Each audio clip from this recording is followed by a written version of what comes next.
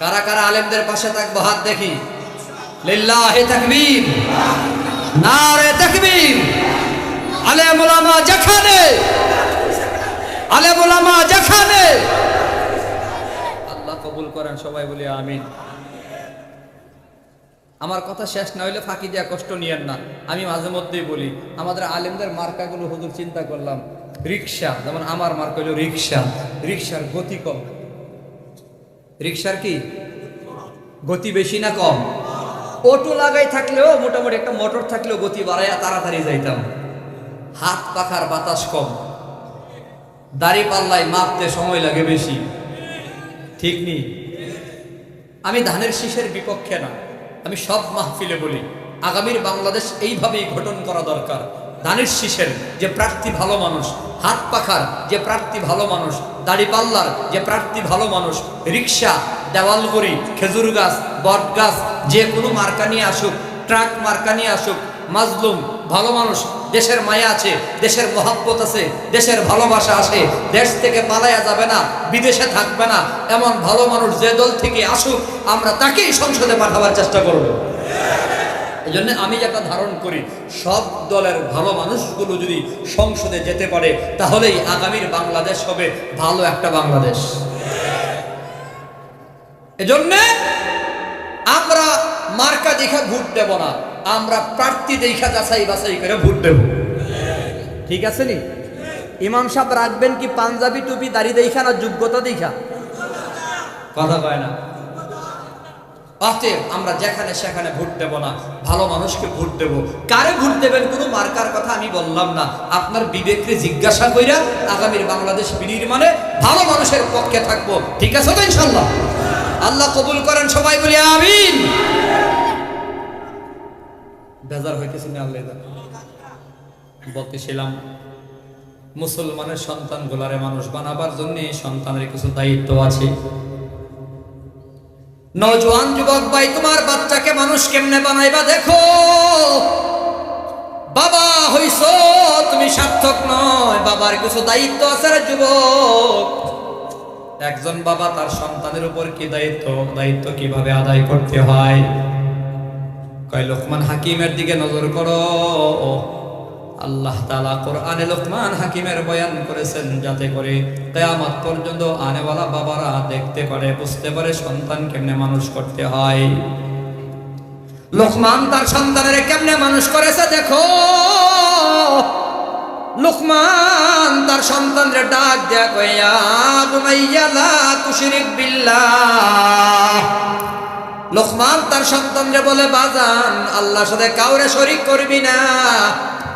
ইয়া বুনাইয়া আকিমিস সালাহ। লোকমান তার সন্তানরে বলে, বাজান নামাজ কায়েম করবি। ওয়া আমর বিল মারুফি ওয়া নহা আনিল মুনকার।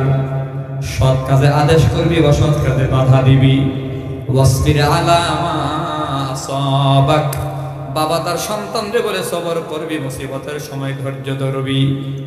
বাবাদের দায়িত্ব হলো সন্তানগুলোরে আল্লাহ চিনানো, নামাজ চিনানো, সন্তানের সৎ পথ বুঝাইয়া দেওয়া, সন্তানকে সবরের বয়ান করা। আগের যুগের বাবারা এভাবেই সন্তানদের মানুষ করত। আজকের যুগের বাবারা সন্তানদের বয়ান করে, বাবা ভালো করে ইনকাম করবি, টাকা পয়সা জমা করবি, রোজগারে মনোযোগ দিবি, কামাই রোজগার ভালোভাবে করবি, জমি কিনা লাগবে, বাড়ি করা লাগবে, ভবন করা লাগবে, ভবিষ্যৎ বলতে একটা বিষয় আছে, চিন্তা করে চলবি। আজকের যুগের বাবারা সন্তানদের ভাবি বড় করে, আগের যুগের বাবারা সন্তানদের আল্লাহ চিনায়। লা তুশরিক বিল্লাহ, আল্লাহর সাথে কাউরে শরীক করবি না। আকিমিস সালাহ, নামাজ কায়েম করবি। ওয়া'মুর বিল মা'রুফি ওয়া নহা আনিল মুনকার, সৎ কাজে আদেশ করবি, অসৎ কাজে বাধা দিবি। আগের বাবারা সন্তানদের কেমনে মানুষ করেছে, ও মুসলমান যুবক বাড়ি যায় শোনাইও। আগের মায়েরা সন্তানদের কেমনে কোরআন বালা বানাইছে। কোরআন বালা বানাবার জন্য কেন পাগল ছিল? কারণ মায়েরা জানতো কোরআন বালা আল্লাহর কাছে বেশি দামি। খবর নাও, বাইজিদ বুস্তামি রহমাতুল্লাহি আলাইহি, খুব করুণ ঘটনা যুবক বন্ধুরা, হয়তো ৩-৪ মিনিটের ভেতরে আমার কথাগুলো শেষ। বাইজিদ বড় আল্লাহর ওয়ালি। কেমনে আল্লাহর ওয়ালি হলো? কই মা ঘরের ভেতর শুয়ে আছে, ঘরের ভেতরে পানি নাই। মা রাতের আধারে ডাক দিয়া বলে, বাবা বাইজিদ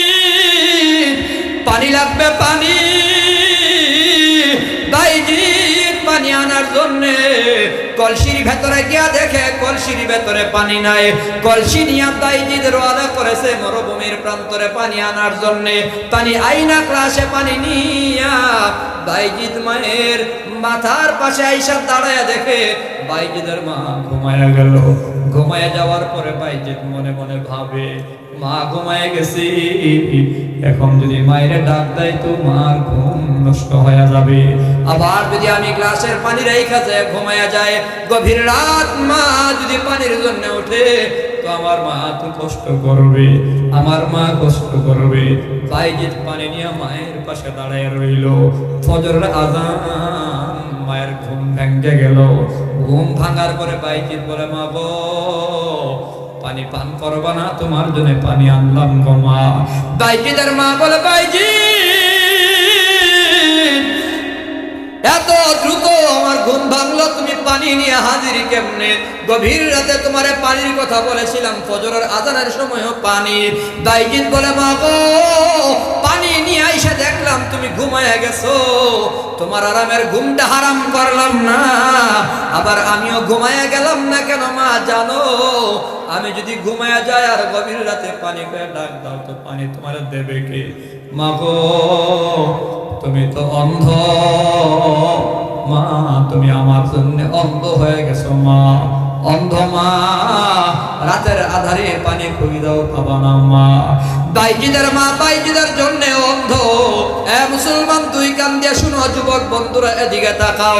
বাইজিদের মা বাইজিদের কারণে অন্ধ কেন? যাওয়া লাগে আগের ঘটনায়, অনেক পরের ঘটনা, অনেক আগের ঘটনা। বাইজিদ যখন মায়ের পেটে আসলো, বাইজিদের বাবা দুনিয়া থেকে বিদায়। আমার নবী যখন আমেনার পেটে, নবীর বাবাও বিদায়। বাইজিদ পেটে থাকতে ইয়াতীম, বাবা মারা গেল। মা সন্তান কোলে নিয়া গর্ভে ধারণ করে 10 মাস কোন রকম কাটায়া সন্তান দুনিয়াতে আসলো।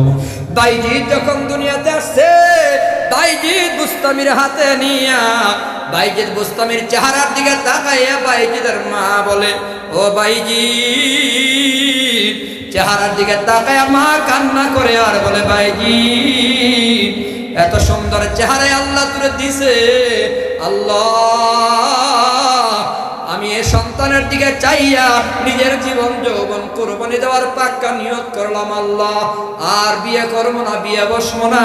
বাইজিদ বুস্তামি রহমাতুল্লাহি আলাইহি বাচ্চা মানুষ, মা নিয়ত করে ফেললো, এরা আমি লালন পালন করে আমি বড় কর্ম আলেম বানাবো, আমি মায়ের সুপারিশকারী হবে।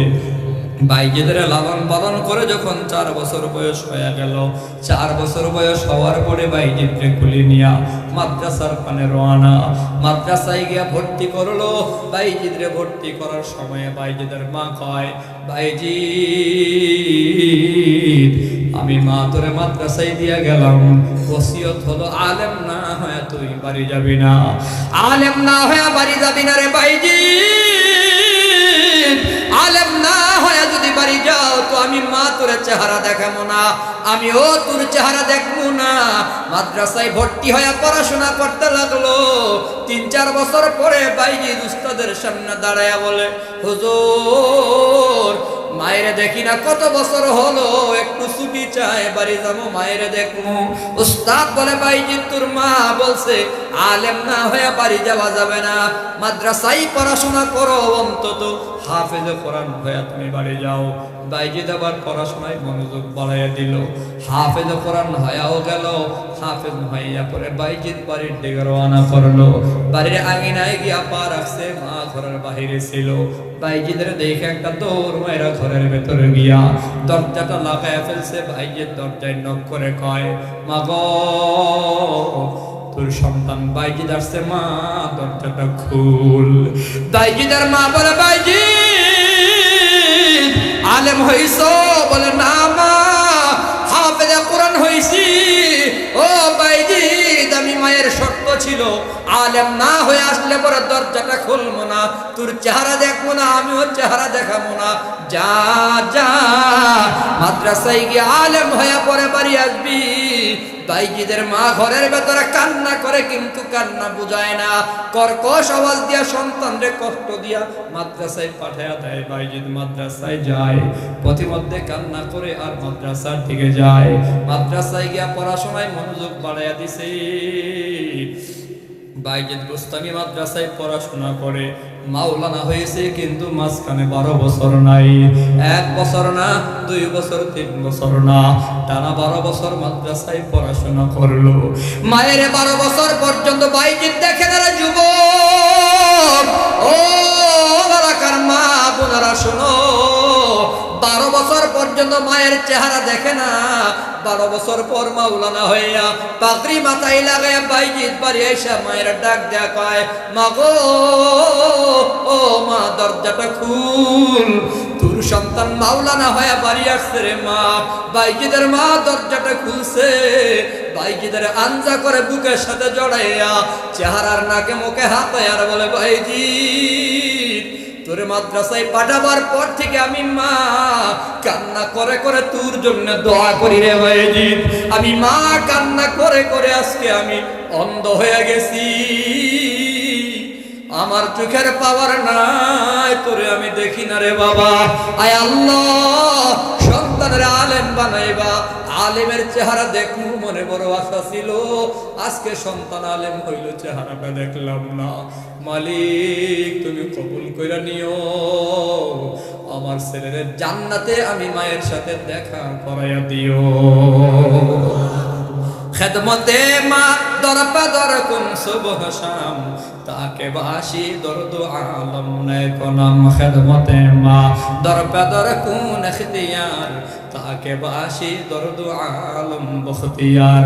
মুসলমান বাবারা, যুবক বন্ধুরা মনে রাখো, সূরা লুকমানের 13-14 আয়াতের তাফসিরে মুফাসসিরিনে কারাম বলে, মা বাবা যদি সন্তানকে আল্লাহর নাফরমান বানায়, তো আল্লাহ নিজে হাতে সন্তানকে মা বাবার নাফরমান বানায়া দেয়। মা বাবার নাফরমান সন্তান কখন হয়? ওই যখন মা বাবা সন্তানকে আল্লাহর নাফরমান বানায়। ওয়া ইয ক্বালা লুকমানু লিবনিহি ওয়া হুয়া ইয়াইযুহু ইয়া বুনাইয়া লা তুশরিক বিল্লাহ ইন্নাশ শিরকা লাযুলমুন আযীম।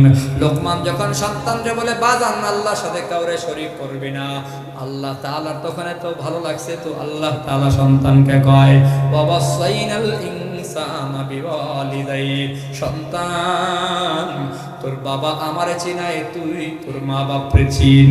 যেই মা বাবা আল্লাহরে চিনাই, আল্লাহ ওই সন্তান রে মা বাবা চিনাই। আল্লাহ তাআলা কই, সন্তান মা বাবার সাথে ভালো আচরণ করবি, ভালো ব্যবহার করবি। অতএব লম্বা বয়ানের মূল কথা হলো, সন্তান রে কোরআনওয়ালা বানাও, দামি বানাও, কোরআনওয়ালা বানাও, মা বাবার খাদেম বানাও, কোরআনওয়ালা বানাও, দামি বানাও, কোরআনওয়ালা বানাও, দামি বানাও, আর মা বাবার খাদেম বানাও। আর কোরআন থেকে সন্তানকে দূরে সরাইয়া দিবা, তো আল্লাহ তাআলা ওই সন্তানকে মা বাবার থেকে দূরে সরাইয়া দেবে। এবার আওয়াজ দিয়া সর্বশেষে দূরে কর, আল্লাহর কাছে টাকাওয়ালা দামি না কোরআনওয়ালা? রাদিনা কিসমাতাল জাব্বারি ফিনা, লানা ইলমু ওয়ালিল আ'দাই মালু, ফা ইন্নাল মা লা ইয়াফনা আন কারিবিন ওয়া ইন্নাল ইলমা ইয়াবকা লা ইয়াজালু। আমারে আনলিমিটেড তো কথা কইতে পারবেন না ভাই, সারা দিন ওয়ার্ক করি আমি। যাই হোক, সারা দিন ওয়ার্ক করি, নির্বাচনের কাজ করি, আনলিমিটেড কথা বলতে হলে আলাদা বক্তা লাগবে, সে লিমিট স্যার কতক্ষণ লাগবে শেয়ার করতে? এটা হলো না, তাই জুলুম হলো। বুঝতেছি তো বিষয়টা হলো, তাইলে আমাকে আগে রাখা দরকার ছিল, পরে একদম রাখা দরকার ছিল। সন্তান কোরআন বলা হবে। শোনো, হযরত আলী কাররামাল্লাহু ওয়াজহাহু, 10-15 মিনিট ঠিক আছে। হযরত আলী বলেন, আল্লাহ আপনার হাজার শুকর আদায় করি। শোনো ভালো করে, বলতেছে কেন? আল্লাহ তুমি আমার ধন দাও নাই, দৌলত দাও নাই, টাকা দাও নাই, পয়সা দাও নাই, তুমি আমার ইলমে দ্বীন দান করেছো। দুনিয়ার ধন দৌলত আজ আছে কাল নাই, ইলমে দ্বীন আজ আছে কাল আছে, কবর হাসর জান্নাত পর্যন্ত। কথা বলো ঠিক কিনা? হ্যাঁ, মাঝে মধ্যে এজন্যই বলি, ইমাম আবু হানিফার নাম এখনো আছে, ওই যুগের নেতাদের নাম নাই। তোমরা তো মনে করো ক্ষমতাওয়ালা দামি, টাকাওয়ালা দামি, পাওয়ারওয়ালা দামি। কেন মনে করো? যুক্তি আছে। ওই যে ব্রিজ উদ্বোধন করেছে অমুক নেতা, রাস্তা উদ্বোধন করেছে তমুক নেতা, স্টেডিয়াম উদ্বোধন করেছে অমুকে, বিমানবন্দর উদ্বোধন করেছে তমুকে, ফ্লাইওভার, এগুলোর উদ্বোধনের সোনালি কালার দিয়ে লেখা। এজন্যই তোমরা মনে করে নেতা আসলেই দামি। না হয় এত দামি দামি অক্ষরে লেখা আমি বহু আগে বলতাম এই নেতারাও থাকবে না, নেতাদের সাইনবোর্ড গুলাও থাকবে না, গোলাপাই লাইঠাই এক সময় ফালাইয়া দেবে, বাস্তবেই ফালাইয়া দিছে। জবাব দিও। হাসান বসরির নাম শুনছি না আমরা? হাসান বসরির নাম শুনছি কারা কারা দেখি? শুনছেন? আচ্ছা, হাসান বসরির নাম জানেন? হাসান বসরির যুগে ওই বসরা এলাকার এমপি সাহেব বা নেতা কে ছিল? নাম কর, জানেন কেউ? ইমাম আবু হানিফার যুগের নেতা ছিল, ওই নেতার নাম নাই। ইমাম আবু হানিফার নাম আছে, ইমাম শাফিঈর নাম আছে, ওই যুগের নেতার নাম নাই। ইমাম মালিকের নাম আছে, ওই যুগের নেতার নাম নাই। ইমাম আহমদের নাম আছে, ওই যুগের নেতার নাম নাই। যুগে যুগে যুগে যুগে বরেণ্য আলেমদের নাম আছে, ওই যুগের নেতাদের নাম নাই। আরো 4-5 বছর আগের থেকেই বলতাম, শাইখুল হাদিস জালখানায় থাকতেই বলতাম, আহমদ শফি থাকতেই বলতাম, আহমদ শফির নাম থাকবে, জুনাইদ বাবুনগরের নাম থাকবে, আল্লামা মামুনুল হকের নাম 1000 বছর পরেও থাকবে। জালেমের নাম থাকবে না। আজকে জালেমের নাম নাই। যারা জালেমদের পক্ষে স্লোগান দিত এরা এখন মাস্ক পরে স্লোগান দেয়। টর্চ লাইট টিপটাও চেহারা পাওয়া যায় না। রাস্তার মোড়ে মোড়ে সাইনবোর্ড ব্যানার ছিল, এখন সব ফেসবুকের অ্যাকাউন্ট পর্যন্ত ডিলিট করছে।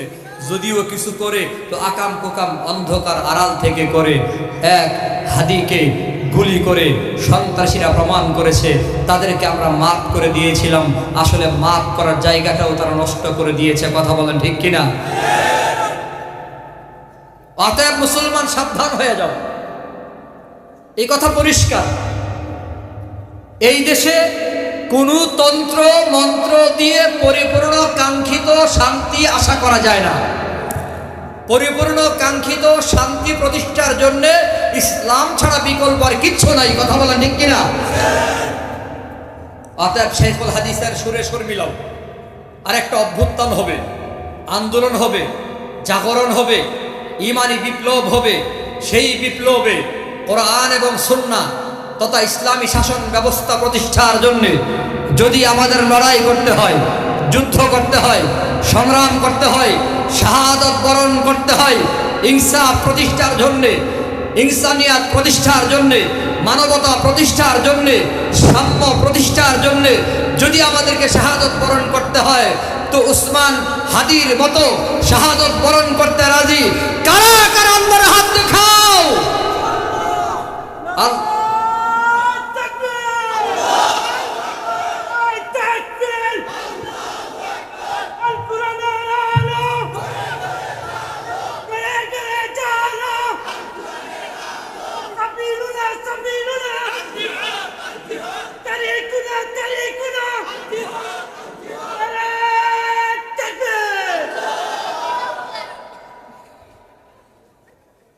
খারাপ লাগতেছে নাকি? অসুবিধা? ভাইরে, ছিলাম চেয়ারম্যান, এখন সংসদ নির্বাচন, ঘুমাইতে পারি না। রাতে মাহফিল করে যেতে যেতে ফজর আজান হয়, ঘুমাই আবার অ্যালার্ম দিয়া। 9টা 9:30 উঠতে না পারলে 10টার ভেতরে চক বাজারে যাওয়া যাবে না। বিভিন্ন 21টা ইউনিয়ন, একটা পৌরসভা, 4.5 লাখ ভোটার। তো এত লম্বা এক এরিয়াতে কাজ করতে হয়। আপনাদের কাছ থেকে আজকে দোয়া নিয়ে বিদায় হব। অন্তর থেকে দোয়া করবেন যেন রিকশা মার্কা নিয়েই সংসদে যেতে পারি। সবাই রাজি আছেন? আমি কারো বিপক্ষে আবার কথা বলি কম, বিপক্ষে বলি না, সবার পক্ষে কথা বলার চেষ্টা করি। যেহেতু রিকশার গতি কম, ওই যে বলছিলাম মার্কাগুলোর একটা ব্যাখ্যা করছিলাম না, রিকশার গতি কম, হাত পাখার বাতাস কম, দাড়িপাল্লায় মাপতে সময় লাগে বেশি। আমি খুব চিন্তা করলাম ঘটনা কি, এমন স্লো মার্কা কেন? হঠাৎ করে আবার মনে পড়লো রাস্তায় ট্রাফিক সিগন্যাল সাইনবোর্ডে দেখলাম যত গতি তত ক্ষতি। কথা কয় না, যত গতি, জোরে কও, যত গতি তত ক্ষতি। আমি দেখছি সাইনবোর্ডে লেখা আছে নি, তখন বলতাম হ্যাঁ তাহলে রিক্সাই ঠিক আছে। যদি আবার লন্ডন এক্সপ্রেসে উঠা যায়, টান মারি, হাজার মানুষ মাইরা ফালামু, সংসদে যাওয়ার আগে আমিও মরে যাব। তো মার্কা রিক্সা ঠিক আছে, সময় আছে 2 মাস। আশা করি সিলেট থেকেও যদি বাংলাদেশের যে কোনো প্রান্ত থেকে হাইটা রওনা করলেও সম্ভবত 5 থেকে 6 দিন লাগবে না সংসদে যাইতে। রিক্সায় গেলে তো মোটামুটি আশা করি 1 থেকে 2 দিনের মধ্যেই পৌঁছা যাবে, সময় তো 2 মাস। কথা ঠিক নেই? হাত পাখার বাতাস কম, হাত পাখার কথা কয় না, হাত পাখার কি চিকিৎসা বিজ্ঞান এই কথা বলছে। হ্যাঁ, এই যে ফ্যানে যে বাতাস যে ঘুরে, ইলেকট্রিক ফ্যান, এগুলার নিচে বরাবর ঘুমাইলে অতিরিক্ত বাতাসের কারণে বুকে ঠান্ডা লাগে। হাত পাখার বাতাসে ঠান্ডা নাই, আরামদায়ক। ঠিক নেই? ডিজিটাল পাল্লাই, ডিজিটাল কায়দায় চুরি করণ যায়, যেটা অ্যানালগ পাল্লাই তেমন একটা চুরি হয় না। দাড়ি পাল্লায় চুরি করণ যায় না, বেশি ধরা পড়ে যায়। আমাদের দেওয়াল ঘড়িও আছে, আলহামদুলিল্লাহ আছে না? তা আমি দেখছি যে হাত ঘড়ি এগুলো আসলে, এই যে আমি এই পর্যন্ত 14,000, 20,000, 25,000 দামের ঘড়ি কতগুলোতে কত জায়গায় ফালাই দিয়েছি। ভুলে ওযু করতে গিয়ে ফালাই দিয়ে মনে থাকে না। মোবাইলে ঘড়ি আছে, হাত ঘড়ির প্রতি এত একটা মানুষের খেয়াল থাকে না। দেয়াল ঘড়িতে একটা 300 টাকা দিয়ে কিনছিলাম, 10 বছর হয়েছে, এখনো দেয়ালে আছে।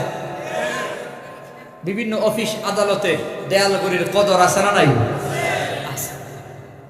তা আমি দেখছি না, সব ঠিক আছে। বট গাছে ছায়া বেশি, আর খেজুর তো এটা খাবারও, ঔষধও, পানীয়। সুবহানাল্লাহ বলো। খেজুর খাদ্য, পানি, ঔষধ, মেডিসিন সব এর ভেতরে। আল্লাহু আকবার বলেন। তা আমাদের কোন মার্কাই একেবারে খারাপ না, সবগুলাই ভালোর ভালো। আল্লাহ যদি কবুল করে ভালো মার্কার সাথে থাকবো, আল্লাহ যদি কবুল করে ভালো প্রার্থীর পক্ষে থাকবো, আল্লাহ যদি কবুল করে ভালো মানুষের পক্ষে থাকবো। রাতের বেলায় অন্তত 500 টাকা নেব নাকি? 500, 1000? আরে মিয়া বাঙালি। ওই যে মুস্তাক ফৈজি সাহেব কইছিল, ওনারা বলে দাওয়াত দিতে গেছে খোলা বাইনে। তো জিজ্ঞাসা, তোরা নির্বাচন করলি না এলাকায়? তো নির্বাচন সামনে 1 সপ্তাহ পরে, তোরা তো টাকা টোকা খাই আমার নির্বাচনে নিয়ে আসছিস, মাহফিল করাবি, নির্বাচনে টাকা খাস? কই না হুজুর, টাকা নেই নাই। কি করছস? কই নির্বাচনের 1 সপ্তাহ আগে টাকা নিয়ে এসে 4,000, 2,000 টাকা, 500 করে প্রতি ভোটের দাম। তো টাকা ফেরত দিছি। ফেরত দিলি কেন? ফেরত দিছি আর কইছি 1 সপ্তাহ আগেই যদি ভোটের দাম 500 হয়, তো আগের রাতে কত হয় না দিকা টেহা নেমো না। তারপরে টাকা না খেয়ে ভোট দিব না, এমন বাঙালি আছে না নাই? আফসোস। পায়ে ধরে বলি, যুবক, একটা খাসি বিক্রি হয় 5,000, 6,000, 12,000। খাসির বাচ্চার দাম 5,000, আর মানুষ বিক্রি হয় 500, 1,000 টাকায়। নির্বাচন আসলে চায়ের দোকানে যে বইছে, বেড়ার উড়ে না। কিরে, আরে মুরব্বী ভাত খাইবেন না? কয় না, পেটে জায়গা নাই, 30 কাপ চা খাইছি ফিরি।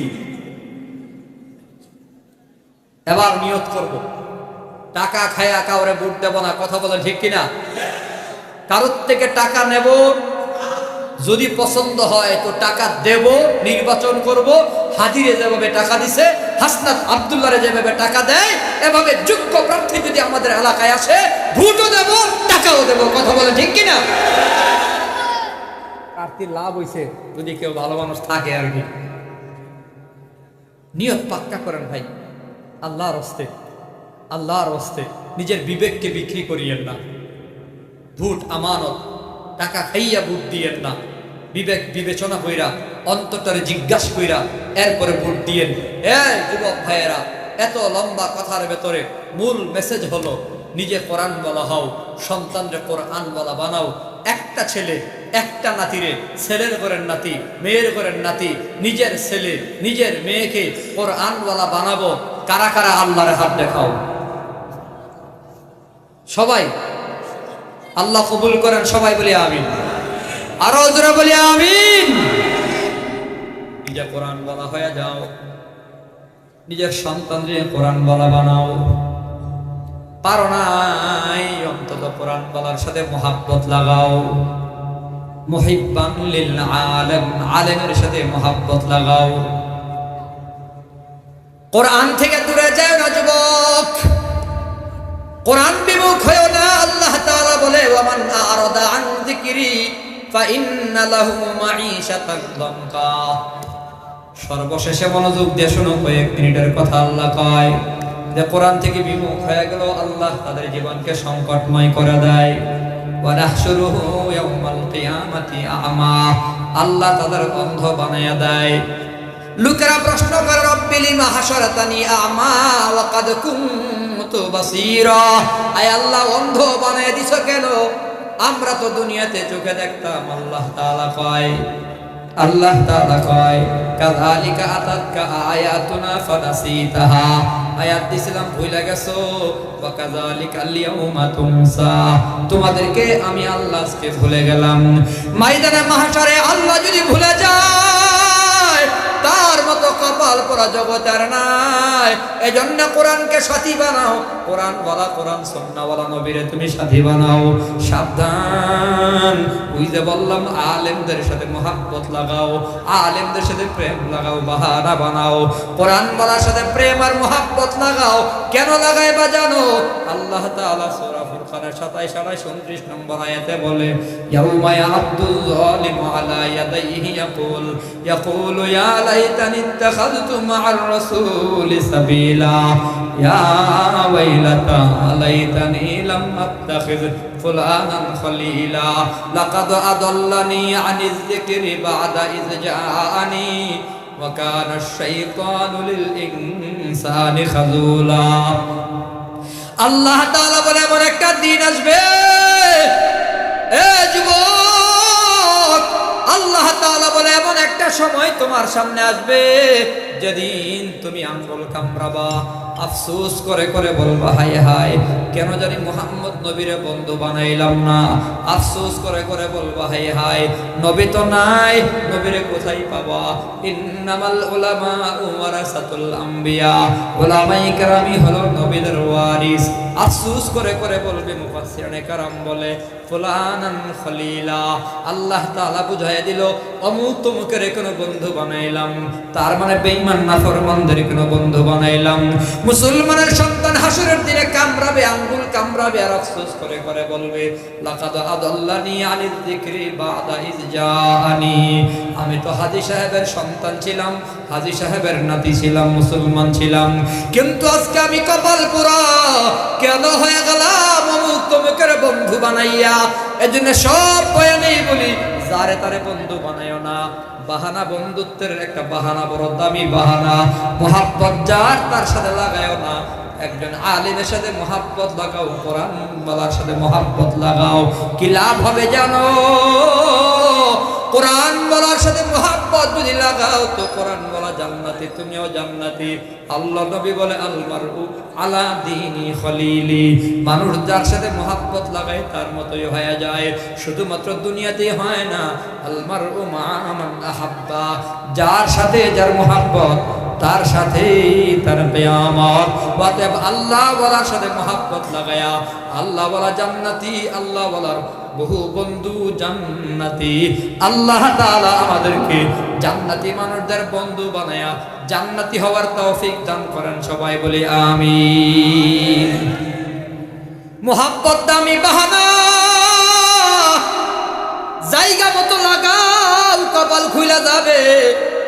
এই যে জামিয়া ইসলামিয়া আরাবিয়া দিনারপুর মাদ্রাসার ছাত্রদের সাথে মোহাব্বত লাগাও, কপাল খুলে যাবে। তো দেখো না, একটা উট আমার নবীর সাথে মোহাব্বত লাগায়া জান্নাতের মেহমান, জোরে গো সুবহানাল্লাহ। কুকুর জান্নাতি যুবকদের সাথে মোহাব্বত লাগায়া, সাবে কাফের যুবকদের সাথে মোহাব্বত লাগাইয়া কুকুর আল্লাহর জান্নাতের মেহমান। একটা মরা খেজুর গাছ মোহাব্বত লাগানোর কারণে আল্লাহর জান্নাতের মেহমান। আমার নবী যখন মসজিদে নববীতে মিম্বার ছিল না, নবী যখন বয়ান করতেন তো মরা একটা খেজুর গাছে ঢেলান দিয়া বয়ান করতেন। সাহাবায়ে কেরাম পরামর্শ করে মিম্বার বানাইয়া খেজুর গাছটাকে দূরে রেখা দিলেন। শুক্রবার জুমার দিন মসজিদে নববীতে নবী যখন আসলেন বয়ান করবেন, এমন সময় নবীর কানে আওয়াজ, খেজুর গাছটা মানুষের বাচ্চার মতো কান্না করে। খেজুর গাছের কান্নার আওয়াজ পাইয়া